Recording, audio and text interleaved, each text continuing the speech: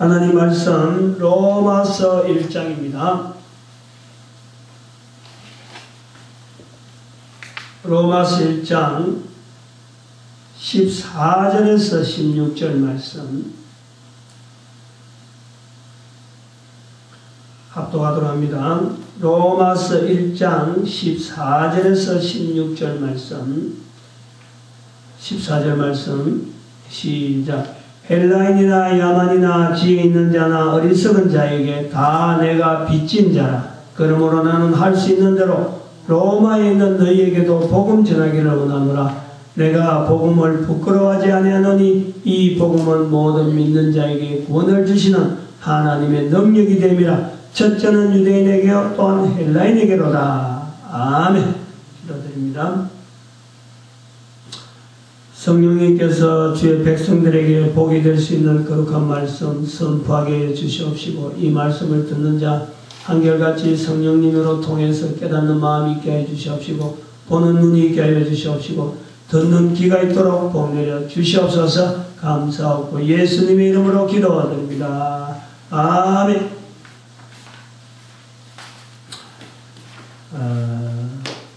본문은 사도 바울을 통해서 사도 바울이 로마에 있는 성도들에게 보내는 글, 이제 본문을 통해서 사도 바울이 로마에 보내는 성도, 로마에 있는 성도에게 보내는 글을 통해서 사실은 헬라인이나 야만이나 지혜 있는 자나 어리석은 자 모두를 빚진 자라 라고 선언하는 이것이 오늘날 하나님의 말씀으로 말하는 자나 듣는 자가 사도 바울의 표현대로 역시 빚진 자가 되어야 될 것 같습니다.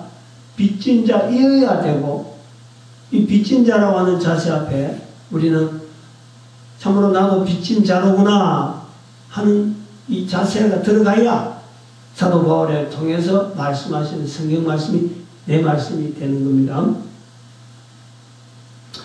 빚을 져본 사람은 빚을 갚아야 되는 사람을 대체적으로 만나기를 꺼려야 합니다.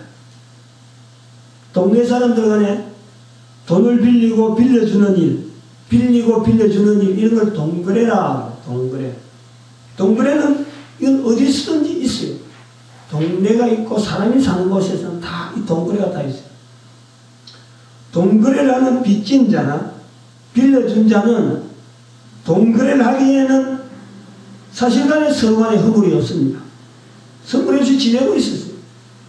그런데 동거래가 이루어지는 날부터는 빌려준 자는 받을 때까지 빌리러 온 자를 감시하기 위해서라도 자주 만나게 되는 거예요. 그래서 돈이 떼일 염려가 없는지 점검을 한다는 거죠. 설사 그렇게 감시하는 것이 아니라 한다고 하더라도 돈을 빌려 쓴 자가 그렇게 본다는 겁니다. 뭐 그렇게 본다고 하면 그렇지만 그렇게 볼 수 있다라는 거예요. 즉 갚을 때까지 편하게 지낼 수 없는 것이 이 빚진 자예요. 빚진 자. 빚을 지고서는 편하게 지낼 수가 없습니다. 동거래, 즉 물건을 사고 팔아서 생기는 거래는 전부 다 상거래입니다. 상거래. 이 상거래인데 그 중에서 전혀 물건을 주고 팔고 물건을 사고 팔지 않으면서도 돈이 오고 가는 것, 이것을 돈을 빌려주고 돈을 빌려 쓴다, 빌려주고 빌려 쓴다, 이것을 동거래라 그럽니다. 물건도 팔 물건이 있어야 돈을 지불하고, 또 그 물건을 입게는 이 물건 자체가 그 상품이 하나의 신용입니다. 신용 있는 상품이 돼야 돈을 내는 거예요. 돈을 주고 사는 거예요. 이 돈, 물건도 없이 돈을 빌려 쓰는 돈 거래할 때 제일 첫 번째 관건이 뭐냐면 신용입니다. 신용. 생판 모르는 사람에게 돈을 빌려주지도 않을 뿐더러 모르는 사람에게 돈 거래는 아예 꺼낼 수가 없습니다. 요즘에는 은행 제도가 잘 되어 있어서 또한 사회 구조를 신용사회로 나아가는 길이므로 사람들에 대한 보증 제도를 하려고 해갖고 전혀 생명 부지의 사람인데도 불구하고 돈을 빌려줍니다. 그러나 이때도 첫 번째가 신용인데 그 신용으로서 다른 사람이 쓰고 있는 말이 담보물이에요. 담보물. 그러면 담보물이 또 때로는 땅이 되기도 합니다. 땅이. 집이 되기도 하죠. 담보물이 사람이 될 때는 그 연대보증이 되는 거예요. 그리고 기업의 매출 신장률 이런 것도 다 담보물이 되는 거예요. 즉 아무리 신용사회라 하더라도 대출받기가 쉬운 것 같아도 담보물 등을 포함한 신용이 우선적으로 확보되지 않으면 남의 돈 절대 내 손으로 만질 수가 없습니다. 학자금 대출약하는 측면으로 우리가 살펴보는 거예요. 전혀 모르는 사람인데도 전혀 담보물이 없는 것 같은데 무엇이 담보물이냐면 대학에 들어가서 공부하도록 입학금이나 재학생 때 이제는 그 대출금이 나갑니다. 학자금이 나가죠. 근데 여기 이제 신용이 무엇이냐 그러면 대학을 졸업 후에 직장에 취업을 하게 되는데 바로 직장의 장래의 취업률이 바로 그들에게 담보물이 되는 거예요.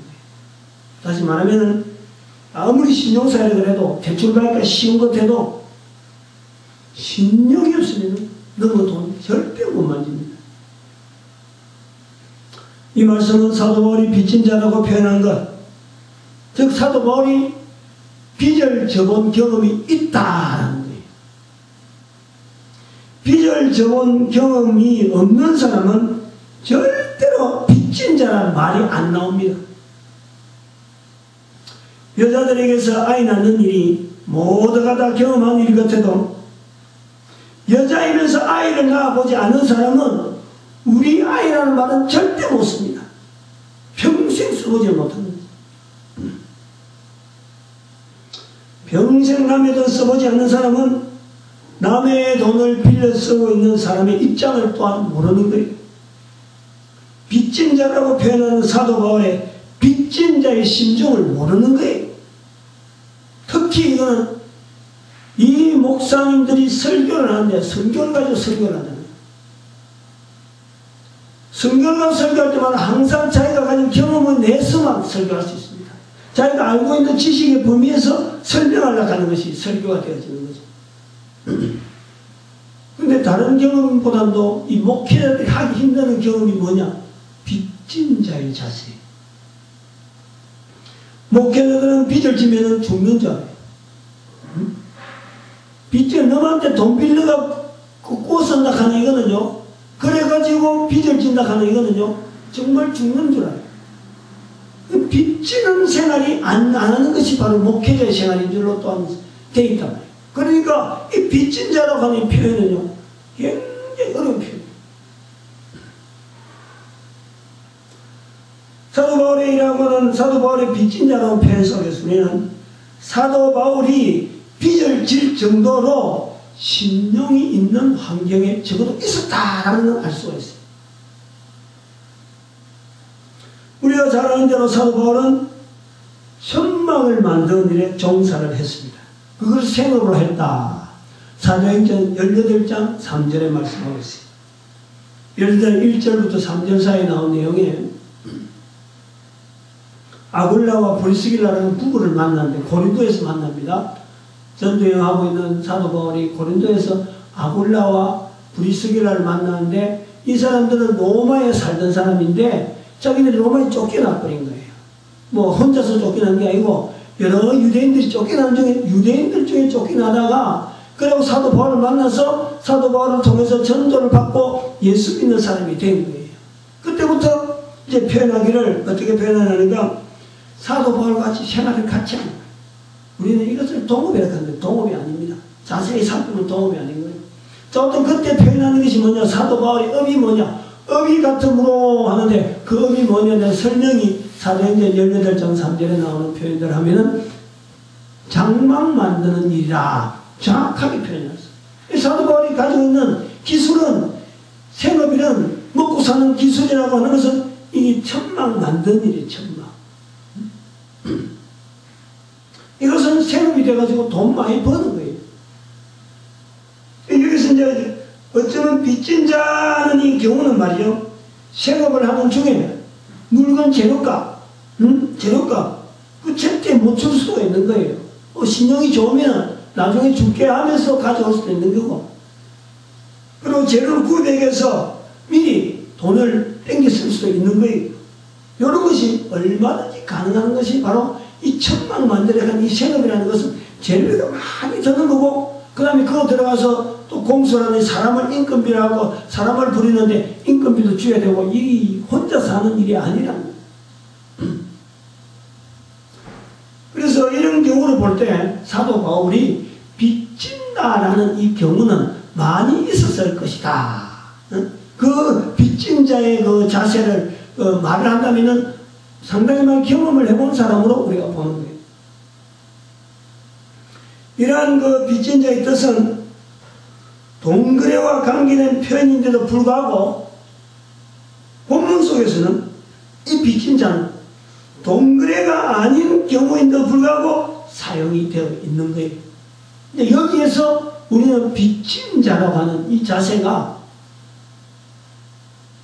어떻게 보면은 편하다, 자랑스럽다, 그리고 이것은 다른 사람한테 그날만하다 하는 직분이나 이런 내용이 아니에요. 이것은 나름대로 어떤 고통이 있다. 빚진 자의 고통. 그것이 얼마나 고통이 되었느냐라는 것을 역설적으로 표현하는 하나의 방편으로 우리는 보는 거죠.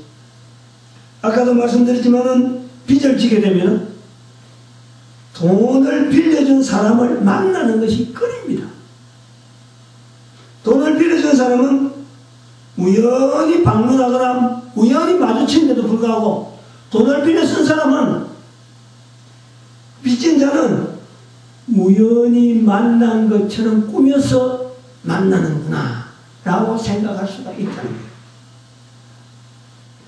그러나 이제 빚을 못 갚을 형편이 되면은 사는 곳을 몰래 떠나버립니다. 옛날은 그랬던 거예요. 요즘은 주민등록증을 딱 치버리니까 대출에 은행 대출 떠나버리니까 도망가도 안 돼. 사는 곳에 가서 수입이 있으면 전부 다 직장에 월급에서 다 차비 바로 들어가 버립니다. 어릴 때 동네에서 보니까 어떤 사람이 빚이 많았어요. 빚이 많다는 것은 한 집에만 해당되는 게 아닙니다. 이 집에도 빌리고 저 집에 빌리고 막 빌리다가 이제 돈 빌릴 데가 없으니까 이 집에 빌리고 이 집 막고 이 집 막고 또 이 집 막고 막은데 또 빌려 쓰고, 그러다 신용이 주는 데는 신용이 있으니까 또 주겠고, 자꾸 그러다 막 나중에는 못 빌려고 막 엉키는 거예요. 그러니까 빚이 많으니까 세간살이를 그대로 놔두고 몸만 싹 도망가 버려요. 그러니까 빌려준 사람은 세간살이가 가만히 있으니까 설마다 도망간 것에 대해서 생각도 안 하는 거예요. 근데 맨날 며칠 사람이 흔적도 없고 어디 갔다는 누가 아는 것도 없고 주위에 물어봐도 어디 다녀온다는 말도 안 하고 그냥 없어진 거예요. 그러니까 문을 억지로 따고 들어가 보면은 옷가지 몇 가지만 싹 없어지고 나머지는 생활은 그래 들고 갈 수 있는 것만 들고 가버리고는 나머지는 옛날에 차가 없었으니까 들고 갈 것도 없어. 손으로 들고 가서 옷 몇 가지만 들고는 그거만 없어지고 집이 그대로 있고 아무도 사람이 찾아오지 않는 거예요. 이제 그래서 돈 빌려준 사람들이 아이고 이거 도망갔구나. 그 서로 막 모이다 보면 당신 얼마야 하고 나 얼마나 샀고 막 서로 막 이야기를 하는 거예요. 빌려준 금액을 이야기한다 이거 말이지. 그 마음에 아무 소망 없어. 아무 이유 도망가 버리십니까? 사도 바울의 표현에서 빚진 자의 체험을 그의 생업이 장막 만든 일에서 우리가 찾는다면은 다음의 내용에서 우리가 추정해 볼 수 있다라는 겁니다. 사도행전 18장 3절 아까도 말씀했지만 로마에서 도망 나온 로마에서 추방한 아굴라와 브리스길라의 부부가 고린도로 거쳐서 어디로 갈는지 모르지만 자기들이 생업이 천막 만드니까 아마 천막 만드는 정착지를 찾아서 나가는 중에 사도 바울을 만나게 되는 거예요. 그걸 만났는데 전도가 되어셔서 표현하기를 업이 같으므로, 업이 같다는 거고 함께 거하여 일을 한다 이래 돼 있어요. 사도행전 18장 3절에. 근데 이것이 이제 요즘 동업인데 우리가 보기엔 동업이 하는 거다 싶은데 동업이 아니라는 것은 이것이 나중에 발전이 되어진다. 어떻게 되어지냐니까 로마서 16장 3절 4절에 표현하기를 사도 바울이 아굴라와 브리스길라 부부에 대해서 생각하는데 그 내용이 굉장히 각별합니다. 너희가 그리스도 예수 안에서 나의 동력자들인, 동업이 아니고 동력자들인 브리스가와 아굴라를 기억하라. 문안하라. 그리고 4절에 로마서 16장 4절에 표현하기를 브리스가와 아굴라라는 사람은 부부인데 내한테 어떤 사람이냐 아주 기이한 표현을 합니다. 저희는 내 목숨을 위하여 자기 목이라도 내어 놓았나니 표현하고 있습니다. 브리스길라와 아굴라의 부부에 대해서 그렇게 표현하고 있습니다. 이 추정, 이것을 어떻게 알아내느냐? 빌립보서 4장 11절에 가보니까 이런 12절부터 나옵니다만 11절 하나만 하면 내가 궁핍함으로 말하는 것이 아니라 이렇게 표현하고 있어요. 어떤 형편이든지 자족하기를 배웠노라. 궁핍하다는 거예요. 궁핍하지만은 자족하기를, 어떤 형편이든지 내가 자족하기를 배웠다. 궁핍한 그걸 통해서 자족하는 걸 배웠다. 궁핍을 벗삼아 궁핍한 걸 많이 당해봤다는 거예요. 이런 흐름에서 볼 때 장막 만드는 일은 고도의 기술이고 이거는 굉장히 큰 어떤 대규모적인 업입니다. 가업을 치면 이거는 직원을 거느리고 해야 되는 그런 일이란 말이에요. 그것이 생업이 바울 사도의 생업이었음에 틀림이 없었습니다. 그런데 사도 바울이 전도하는 일을 하다 보니까 장막 만드는 일보다 전도하는 일에 더 시간을 보내야 되는 거예요. 장막 만드는 재료비도 못 벌 정도로 수입이 없어지는 거예요. 재료 수급에 관계된 재반 업무가 원활치 않아집니다. 장막 만드는 일이라고는 그러지만은 늘 궁색한 거예요. 생업이 장막 만드는 게 되다 보니까 다른 일에 손을 댈 수는 없고 장막 만드는 손은 대고 되지만은 전도하는데 시간을 더 보내니까 장막이 제대로 되어지지 않다 보니까 누가 주문을 하나요? 주문 안 하는 거예요. 그러니까 이게 어떻게 되는 거예요? 어려운 거예요.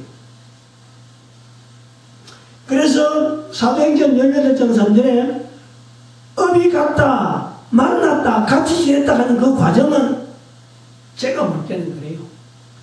아굴라라 하는 그 기술적 부부, 브리스라는 기술을 보니까 내용은 전하는 내용을 보니까 이건 정말 기가 막힌 내용이고 이것을 자기가 받아들일만 한데 먹고 사는 거 보니까 자기들이 하는 일을 하는 거 보면서 같은 장막 만든 사람 입장에 보니까 이거는 장막 만든 일이 아니라 차라리 우리가 장막 만들면서 장막 만드는 이 일을 도와야 되겠다. 그래서 같이 거하지 않았느냐. 도우는 입장에서 업이 같아서 같이 거하는 거지 동업을 하기 위해서 같이 거하는 건 절대 아니라는 걸 우리가 볼 수 있는 거예요. 절대라고 볼 수 있어요. 절대. 사도 바울이 굉장히 궁핍해진 거예요. 어려워진 거예요. 그렇게 이제 재료 구입이라든지 사소한 일거리라든지 이 주어지는 거죠. 이제. 일거리 있으면 부담을 해서 요거 맡아서 좀 해달라. 그래서 사도 바울에게 주어지는 일거리 있으면 그거 하는 거예요. 또 자기가 맡은 게 있으면 재료 구입하는 데 들어간 돈 이런 거는 전부 다 브리스길라 아굴라를 통해서 공급이 되어지고 자기 일 못했을 때 먹는 거 전부 다 브리스가 아울러 통해서 먹게 되는 거예요. 그러니까 사도 바울이 브리스길라 아굴에 대해서 어마어마한 빚을 짓다 라는 표현이 로마서 16장 4절에 자기 목숨을 위하여, 소문 사도 바울의 목숨을 위하여라면은 자기들의 목이라도 내어놓을 것이다. 그 표현이 그렇게 나오지 않았느냐 본다는 거예요. 사도 바울에게서는 이 부분을 볼 때마다 자신을 통해서 금전적인 피해 입힌 것 어마어마한 것이고, 또 자신을 통해서 일이 진행되지 못했던, 장막 만든 일이 진행되지 못하는 데서 굉장히 부담을 느껴요. 자기한테 주어진 일거리를 자기가 시간 내에 처리하지 못했을 적에 그 전체적인 공정에 영향을 미쳐가지고 상대방을 당하게 만들고 난처하게 하는 그런 일들, 이런 거 생각하면요 굉장히 마음이 가라앉는 거예요. 쩔쩔대는 거예요. 그렇지만 빚진 자로서 갚을 수는 없고 도망도 못 가고 전도하는 일 계속하는 이게 빚진 마음. 도망도 못 가고 갚을 수도 없고 전도하는 일을 하는 것, 이게 빚진 마음. 요 빚진 마음을 가지고 도대체 자신이 하는 일과 자신이 하는 일이 복음을 전하는 일이 생업인지, 안 그러면은 천막 만든 일이 생업인지에 대한 이 어떤 혼란, 내가 지금 뭐하고 있는 건가? 시간을 들이는 정도가 많은 것은 시간을 들이는 일이 많은 것은 복음 전하는 일인데 돈이 안 생겨. 그러니까 생업이 될 수가 없고, 돈을 생기는 천막 만든 일은 시간을 못 들이니까 천막을 만들 수가 없어가지고 이게 또 생업이 될 수 없는, 이것도 아니고 저것도 아니고, 그 참으로 딱한 사도 바울의 모습, 그게 자기에게 빚진 자예요. 빚진 자. 해결할 길이 없어요. 설명할 길이 없어요. 오늘 우리 같은 직장을 여기다가 옮겨 저기다 옮겨 직장 옮기면은 어떻게 생업이 된다 하지만, 생업이라고 하는 것은 그 사람에게 죽을 때까지 그 자리를 지키는 그것이 하나의 생업인데, 당시에는 사도 바울이 부모로부터 물려받은 것이 이 천막 만드는 일인데, 이것을 해야 되는지 말아야 되는지, 안 하자니 그렇고 하자니 그렇고, 이걸 붙잡고 있는 사도 바울의 자세, 빚진 자. 한편으로는 생각할 것이 사도 바울 입장에서 그런 거예요. 내가 왜 이렇게 빚을 지고서 또 생업이 되는 천막 만드는 기술이 뿌려져 있음에도 불구하고 천막 만드는 것으로 돈을 못 만들고 빚진 자로 지내야 되느냐? 자기가 생각하는 것이 있을까요? 응? 비판하는 자신의 자세가 얼마나 있었겠느냐? 우리는 성경 속에 그런 거 한마디도 없으니까 찾기가 힘이 드는데, 이 빚진 자 속에서 그런 고통, 그런 고민들을 했다 하는 흔적을 우리는 보는 거예요. 그리고 자기의 그 한심한 처지 아닙니까? 어찌 보면은, 생업은 장막 만든다는데 하는 일이라고는 만날 나가서 하나도 돈하고는 관계없는 전도하는 일을 하고 있으니까, 예수 이름 자꾸 알리는 일을 하고 있으니까 어떻게 다른 사람 볼 때 한심한 처지라고, 저 한심하단 말이에요.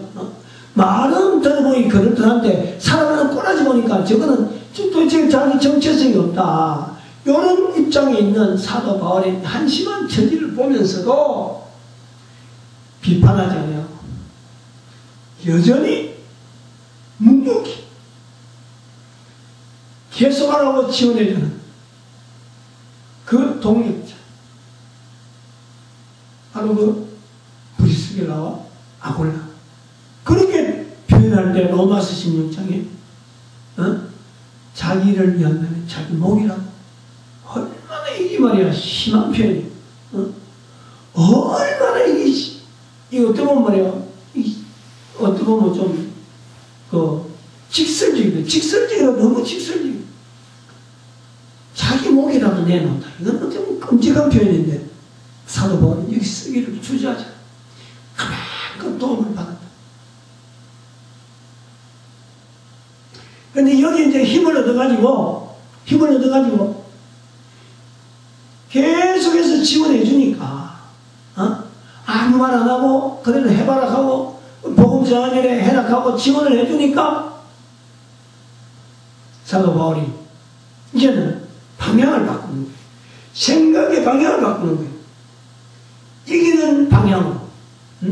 이 내가 환경을, 지금 여기 서 있는 환경에서 이기는 방향으로 생각을 바꾸는데, 바로 그것이 비전졌지만, 돈은 갚은 형편은 못되지만, 돈으로 갚을 형편은 못되지만, 빚진 마음으로 복음을 전하는 정면, 복음을 전하는데 내 발걸음을 써야 되겠다 하는데, 발상의 전환, 그렇게 했을 적에 본문과 같이 헬라이나 야만이나 부한 자나 지혜로운 자나 무식한 자에게 내가 다 복음에 빚진 자다.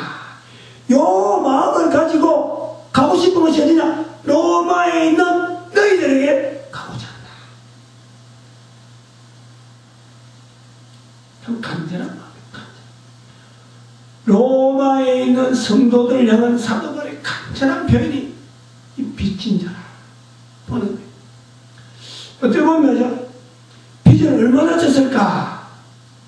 빚을 진 금액만, 빚진 마음을 많이 표현할 만큼 로마인, 헬라인, 야만인 두 개만 해도 됐긴데, 지혜 있는 자나 무식한 자나 또 더 표현을 많이 하면 많이 할수록 빚을 많이 진 자신에 대한 표현처럼 두 가지만 하지 않고 헬라인에게만 하지 않고 그러다가 야만인을 집어넣고 지혜 있는 자에게만 하지 않고 지식 있는 미련한 자에게까지 집어넣으면서 자기의 빚진 그 마음을 빚을 얼마나 많이 졌느냐 그것을 통해서 그러다가 바로 로마에 있는 너희들에게까지 내가 빚진 마음이 있다.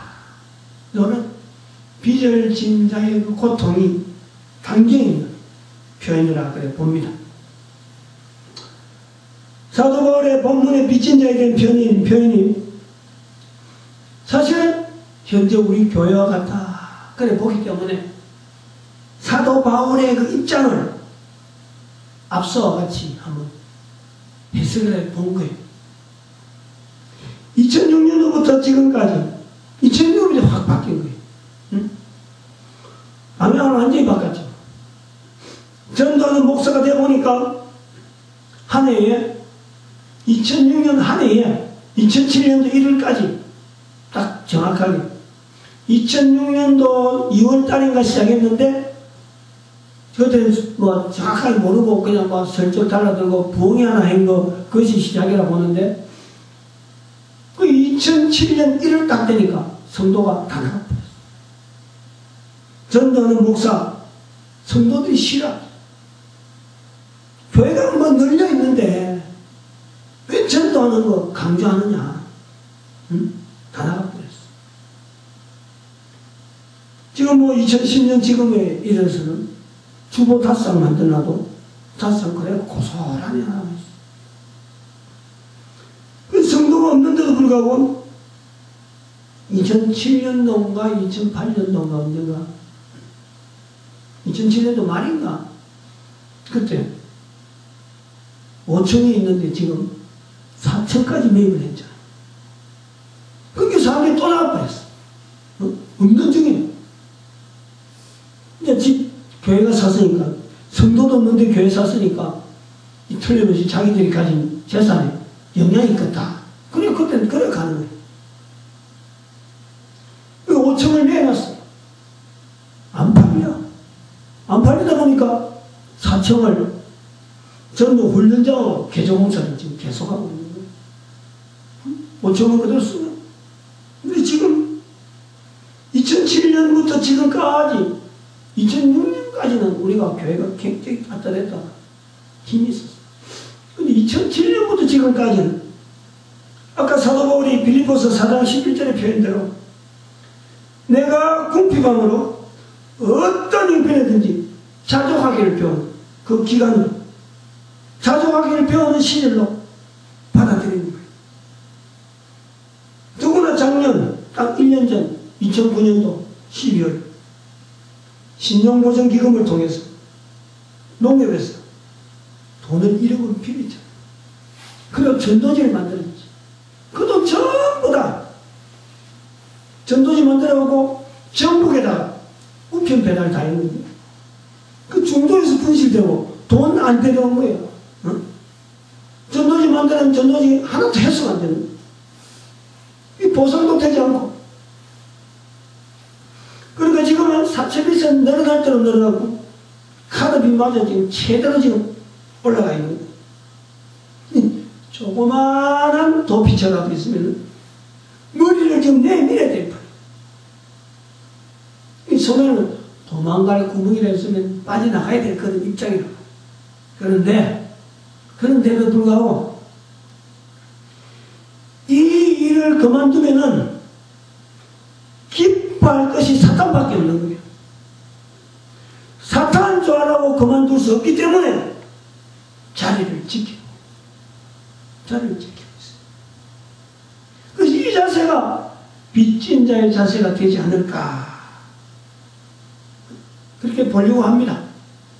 지금 사도 바울이 로마서 1장에서 나타나는 빚진 자의 마음이 이런 마음이 아니겠느냐 하고 느껴보는 거예요.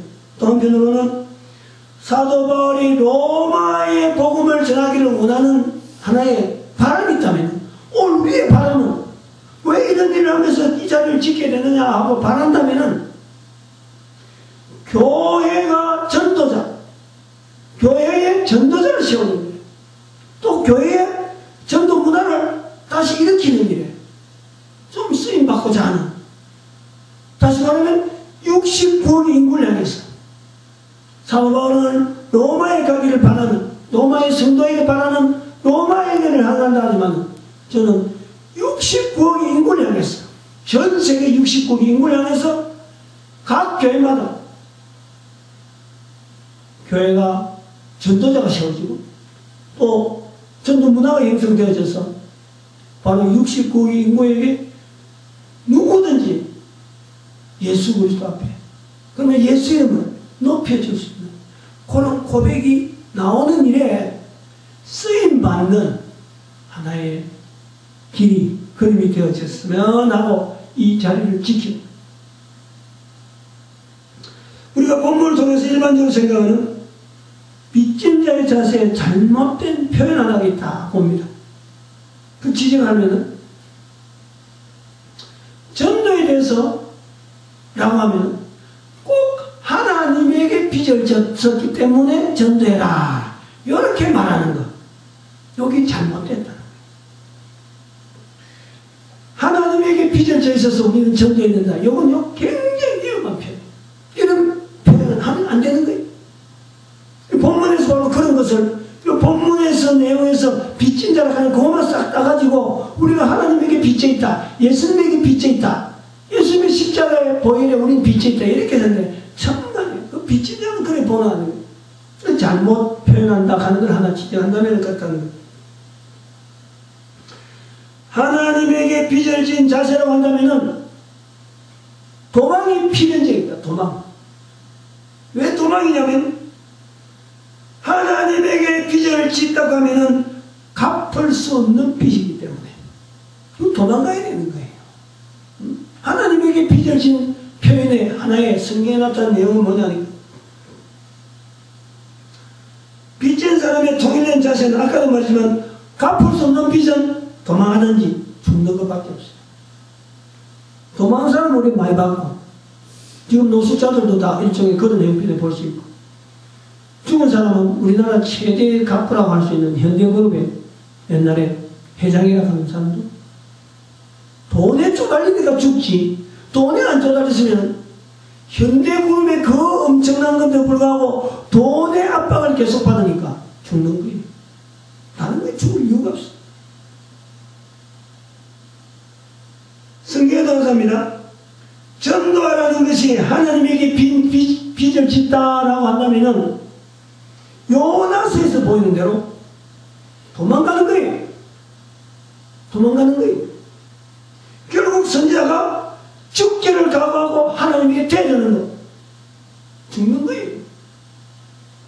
그것밖에 없어요. 도망가든지, 빚지면 도망가든지, 빚을 못 갚을 때는 도망가든지, 죽는 것밖에 없는 거예요. 이런 면에서 전도는 절대 하나님에게 빚을 진 것이 아니라, 전도는 사도행전 1장 8절에 내 정의로운 말씀을 통해서 인간을 축복하시려고 하는 하나님의 음성으로 받아들여야 돼요. 전도하라, 내 정의되라. 그런 것은 그 음성을 듣는 자를 축복하려고 하는 하나님의 축복의 음성이 바로 우리가 전도하라, 내 정의되라 하는 것을 우리는 받아들여야 돼요. 절대 빚이 아닙니다. 전도에서 빚을 진 자세는 비전도인에 대해서 빚을 진 자세로 가져야 되는 거예요. 사도 바울의 빚진 자의 자세는 돈, 즉 빚을 갚을 수 없는 자신이 빚진 것을 대신 갚을 수 있는, 즉 몸으로 때우는, 몸으로 때울 수 있는 대상, 복음을 듣지 못하는 자들에게 첫 번째, 복음을 전하기 위해서 자신이 줄 수 있는, 자신에게만 주어지는 이 시간을 그들에게 쏟는 거예요. 시간을 주는 거예요. 시간. 자기가 빚을 짓다 하는 대상이 지금 비전도자이니까 자기가 가지고 있는 것, 시간을 주는 거예요. 그리고 만나러 다니는 발품, 만나러 다니는 발, 움직여야 가야 돼. 세 번째, 예수를 그리스도하는 자신의 믿음을 자기 입으로 이야기하는 세 가지. 몸으로 때우는 하나의 빚진 자의 자세는, 전도자로서의 빚진 자의 자세는 비전도자에 대해서 자기가 가지고 있는 것, 시간, 자기가 움직일 수 있는 발, 움직임, 이동, 그 다음에 자기가 믿는 예수 그리스도에 대한 고백, 하나님에 대한 고백, 입으로 이야기하는 세 가지. 지금 사도 바울이 로마를 향해서 그걸 하려는 거예요. 그래서 빚진 마음이 있는 거예요. 어떻게 보면요, 빚짓다는 것은, 성경에서 나타난 빚짓다는 것은요, 없어서 하는 게 아니고, 없어서 그런 게 아니고, 많이 가진 자가 적게 가진 자에게 주려고 하는 자세가 바로 성경에서 나는, 특별히 전도자에게 적용되어지는 빚진 자의 자세입니다. 아무것도 없으면은, 줄 게 없으면은, 내가 어떻게 그 시간을 내가 그들에게 드리는? 줄 게 없는데 어떻게 찾아가나요? 줄 게 없는데 어떻게 입으로 이야기하나요? 어림도 없어. 줄 게 있으니까. 줄 것이 안 가진 자들에게는 간절한 마음이 있는, 그게 빚진 자예요.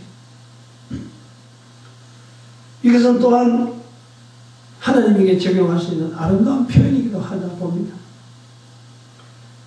하나님 아버지의 인간 사랑을 알고 있는 하나님 되시는 예수 그리스도께서 인간의 몸으로 낮고 낮아지가지고 그 풍성하신 하나님의 사랑을 인간에게 알게 하신 것, 이것이 바로 인간을 향하신 예수 그리스도의 빚진 자의 모습, 이걸 볼 수 있어요. 빚진 마음이라 볼 수 있죠. 그 다음에는 하나님 아버지의 인간 사랑을 인간 몸으로 나타내신 하나님 되신 예수 그리스도의 거룩한 실천을, 거룩한 행동을 모든 인간들에게 절대로 누락됨이 없이, 그리고 누구에게든지 공평하게 적용하시는 성령님의 섭리하신 그 간절한 마음, 그 인간을 향하신 바로 빚진 자의 마음이 있지 않는가, 그래 보는 거예요. 세 번째 또 우리가 찾아볼 수 있는 건, 이런 그 마음에 전도 현장을 철저하게 성령님의 인도하심이라고 고백하면서 인간이 들을 수 있는 언어와 그 문화, 환경을 통해서 하나님의 사랑을 듣지 못하는 자들에게 들리게 하는 사도 바울과 또 그 외에 수많은 전도자들의 발걸음, 그 전도자들이 가져야 되는 마음, 그 마음이 바로 빚진 마음이 아닌가 그래 봅니다. 목회 현장에서 또한 전도 현장에서 전도자가 되어서 목회자가 되어서 도대체 무엇이 목회를 하는 것인지 정체성이 없습니다. 지금 성도를 많이 모아야 되는 것인지 건물을 크게 하는 것이 목회였던 탁했던지 많으면 또 얼마나 많은 게 많다고 하는 건지 건물을 크게 하면 얼마나 크게 하는 것이 목표점인지 이게 기준이었단 말이에요. 이게 설정이 안 됐어요. 잣대를 말이요 성도 숫자 맞추고 잣대를 교회 건물에 맞추면요 여기는 나는 목회하는 모든 목사님들은 사실은 외수할 수밖에 없어요. 아무것도 자기가 할 일이 없어요. 돈으로 다 하는 거지 결국. 전부 다 나 외에 다른 것을 통해서 되어지는 거예요. 목사가 있다고 해서 성도가 많이 모이는 것은 어림도 없어요. 건물 크게 지나니까 다른 사람 보면서 큰 교회로 쏠리고 있는 게 지금 현상이야. 아무리 똑똑한 목사가 아무리 사명에 투철한 자가 내가 교회를 하나 개척하면 성도가 모이고 좀 있으면 건물이 씌워지랴 어림도 없는 소리야. 어림도 없는 소리. 주세가 그런데 주세요. 그렇게 만들어놨기 때문에 그렇게 길을 들여갈 때는 할 수 없어요. 여기다 잣대를 맞추면은 나는 목회하는 나는 너무너무 외수해진단 말이에요. 도대체 내 정체성, 내 주소가 없어지는 것이 오늘 목회. 전도 현장에서의 목사들의 그 자리가 지금 현장에 그렇다. 목회 현장에서 지금 모든 목회자들이 고민하는 내용이 큰 교회는 큰 교회대로 정교회는 정교회대로 자기 자리가 자꾸 없어집니다. 큰 교회도 성도가 자꾸 많이 가는 것 같아도 어느 정도 가면은 그때부터는 빠지는 게 빠지는 한 교회에 빠지는 숫자 찾아보느라고 정신없는 거예요. 오늘은 몇 명 빠졌지 다음 주는 몇 명 빠지지 이거 고민하고 있는 게 지금 목회다. 목회. 그러니까 이 목회 현장이 지금 굉장히 열악한 거예요. 굉장히 어려운 거예요. 여기서 우리가 생각해야 할 것은 빚진 자의 자세는 하나님에게 향하지 않으려고 사람에게 향한다 그러면 사실은요 내가 가진 것이 너무너무 많은 자 교회 건물 쳐다보고 성도 숫자로 세려고 하려면 내가 굉장히 외소해 보이는데 이 빚진 마음을 가지지 않는 이런 복음을 듣지 않는 다른 사람을 쳐다보면 69억의 인구가 늘려있어. 온 세계가 내 앞에 있는 거예요. 이게 바로 우리가 빚진 자, 전도자가 가져야 될 빚진 자의 자세. 목회자는 목회자를 보고서 교회에 출입하는 성도들이 있기를 기대하기보다는 교회를 지키라는 목회자가 먼저 자세를 바꿔야 돼요. 자세. 교회를 지키기 위해서 목회자가 있는 거지. 교회라고 할 때 여기서는 꼭 건물 내 교회 네 교회 하던 어떤 특정한 교회가 아닙니다.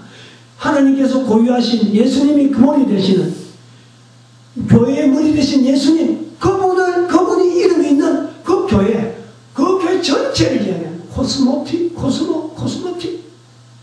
코스믹 캐톨릭 코스모스 캐톨릭이 되는지 우주적 교회 이런 자세로서의 우리 이 교회 그것을 지키는 목사 이것을 먼저 내가 그 자세를 먼저 가지고 있어요. 머릿속에서 아무리 당연히 그래야지 이런 정도 아니고 거기서 철저하게 활동만 부딪혀야 되겠죠. 그것이 먼저 돼야 된다는 보고 목회자는 자고로 전도 현장 수호에만 아주 온갖 시간을 다 바쳐야 됩니다. 24시간 전체를 다 전도 현장 속 사도 바울이 헬라이나 야만이나 지혜 있는 자나 무식한 자에게 내가 다 빚진 자고 로마에 있는 너에게도 복음 전하게 바란다는 24시간 전체를 다 복음 전하는 현장에만 이 목회자는 목사는 자고로 거기에만 가지고 씨름을 해야 됩니다. 교회의 운영에 대한 목이라도 내놓을 지금 장로들이 얼마든지 있어요. 집사들이 얼마든지 있어요. 맡겨야 돼요. 맡겨야 돼요. 맡기고 교회 운영에 대해서는 장막 만든 일 자체는 부부에게 매주 내줘야 돼. 목사와 장로가 부부라. 장로와 집사가 부부라. 부부에게 맡겨. 이렇지 않기 때문에 지금 목사들이 길거리에 내놓는 목사들이 얼마나 많은지 몰라요. 그러니까 그런 걸 생각하면 우리 교회 주보탑상 만들어놔도 그대로 곧선에 남아있는 우리 교회 나도 다른 지안보다 훨씬 괜찮은 거예요.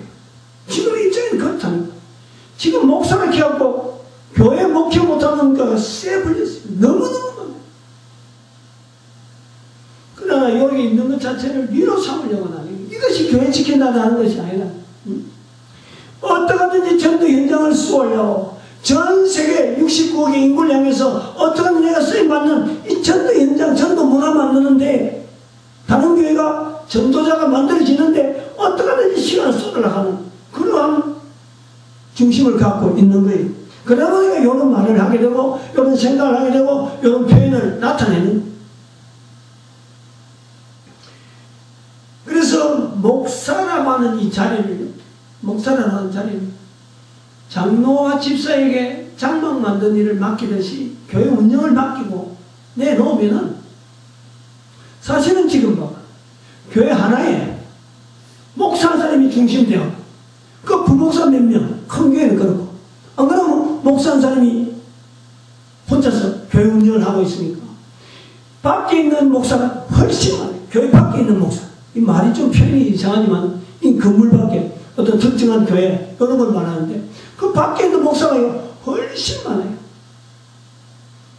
그 사람들을요 사실은 장로 집사에게 맡겨놓으면 그 사람들은 와서 협동 전도 목사를 만들어놓으면 교회 운영이 오히려 훨씬 힘이 있죠.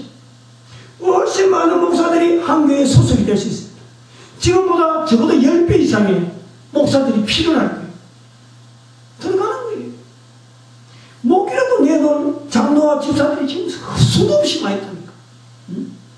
목사들이 전도한다 그러면 목사들이 전도 현장에서만 고민한다 그러면은 브리스교 알리올라 같은 이 성령에 감동돼서 뭐 그런 전도를 살리려고 하는 그런 전도를 위해서 목을 내는 이런 제도가 잘못돼서 그러니까 이 제도를 바꾸는 일에 우리는 해야 돼. 해야 돼. 한 교회에 큰 교회 목사 한 사람이 있어갖고 뭐 부목사 한 4-5명이나 나고 큰 교회 독식하고 앉아갖고 마치 교회 목사 돼가지고 온 정치 뭐 경제 뭐 자기 혼자서 다 뭐 손보는 것처럼 이런 데 손대는 건 교회 목사로서는 한 시대 끝나는 거예요. 그건 하나의 유행처럼 지나가는 하나의 목숨이지. 결코 우리가 모델이 될 수 없어. 어떤 목사님은 큰 교회 되니까 말이죠. 뭐 총회 뭐 이단 대책 뭐 위원회 켜가지고 연합회 뭐 한기총회 뭐 이단 대책 위원회가 뭐 들어가고는 연합기관 교회 연합기관에 무슨 또 그런 조직이 돼가지고 그것 가지고 막 팔을 걸어 붙이고 뭐 이것도 이단이고 저것도 이단이고 뭐 이단에서 뭐 최고의 어떤 근위를 의식을 나타내고 그러는데 목사들은 이단에 대해서 뭐 이단 외에 다른 것도 그렇습니다만 그런데 소리 질러서 자기 소리 내가지고 뭔가 인정받으려고 하는 것보다는 같은 목사이지만은 지금 거리에 앉아있는 그 목사들의 그 입장 하나님 앞에서 도대체 그 목회자로서의 빚진 자로서 지금 수많은 지금 60억의 인구가 있는데 빚진 자의 말도 못하고 빚진 자의 표현을 하지 못하는 많은 목사들은 지금 길거리에 앉아있는데 자기만 앉아있고 큰 소리 빵빵 치는 이런 이단 대책 같은 이런 소리는 하지 말라. 차라리 그런 사람들 수용할 수 있도록 자기가 그 자리에 필요. 장로한테 집사한테 죽도록 이 장로 집사들이 지금 교회를 운영하려고 하면 어마어마한 아이디어가 가지고 어마어마한 어떤 조직력 가지고 얼마든지 지금보다 훌륭하게 지금보다 더 나은 방법으로 교회 운영이 효율적으로 갈 수 있어요. 목사들은 나와서 전도하는 현장만 하는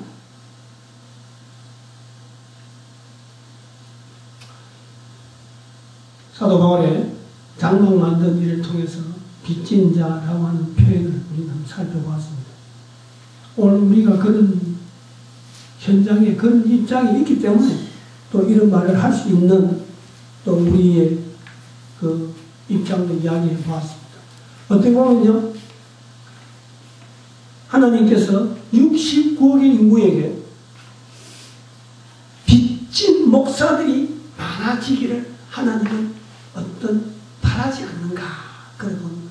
그것이 어찌 보면 추수할 일꾼이 될 수 있겠죠. 추수 때에 하나님께서 추수할 일꾼을 보내달라. 즉 69억의 인구에게 빚진 자의 자리를 가지고 있는 목회자들이 많아지기를 간구하는 시간 되시기를 바랍니다. 기도드립니다.